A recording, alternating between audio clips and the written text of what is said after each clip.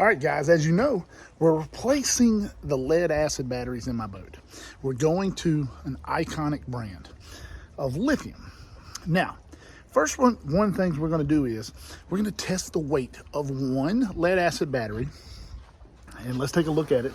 It is a 24 series 65 amp battery. This is going to be a trolling battery. Now, the one thing you're going to say is that the batteries aren't equal. But the 65 amp lead acid battery, you can only pull about 50% of the capacity out of it while using it. That's just the facts of lead acid batteries. Lithium batteries can be discharged to almost 90% or use 90% of their available amp hours. So you're able to get away with an amp hour battery that's smaller, but still will get more capability and more usage out of it than a lead acid battery. But first, let's weigh the batteries together. First, we're gonna weigh the lead acid battery. Let's go. I wanted you to know that I bought these batteries on my own. Nobody gave them to me. They were, I actually was on the Bait Pop website looking around, and I noticed they had batteries. So I went ahead and purchased my batteries, purchased me a charger, kind of went the whole 9 yards and updated everything. So, you know what? They're great. They seem to be great batteries so far. So give them a holler, give them a look at it. You can get you some Bait Pop while you're on there. So I'm gonna put the link in the description below to the website where you can go check them out. All right, now we have them on 0, and we're gonna weigh the lead acid battery.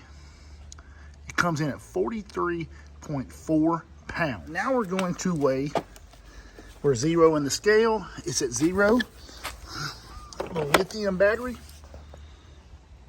is advertised at 14.1, but it's only coming in at 13.4. So we're going to be going to an Ionic lithium charger to charge the 2 trolling motor batteries, but we're going to stick with a lead acid battery before the cranking battery for the time being until they come out with a battery that can handle the different alternator outputs of the outboards. But right now, 2 lithium batteries and 1 lead acid battery for the cranking battery. All right, so what I did was I took just screenshots of the app, periodically through the day. The top battery is my electronics battery. This is after about 4 hours of fishing. The other 2 are my trolling motor batteries.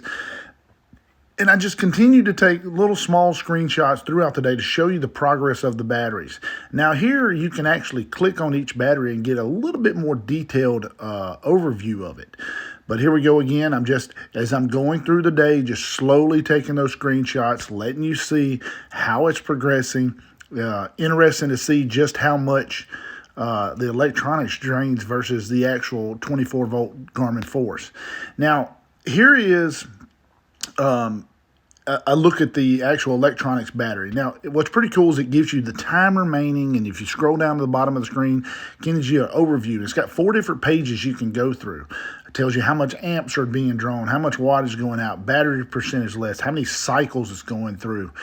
There's a 3rd page that gives you a green, lets you know if there's any errors, and it also gives you an overview of each bank to make sure everything's good. And then the last page is an actual way to contact Ionic batteries. I know I said Iconic earlier on the episode, but sorry about that. But this is the final reading after 7 hours of fishing. Pretty awesome there. All right, the winner is Scott Pace. I cannot believe I'm giving this to an Alabama Crimson Tide fan. Go Tigers is all I got to say. Hey, bud, email me at thegarminguru@gmail.com, and we'll get that charger sent out.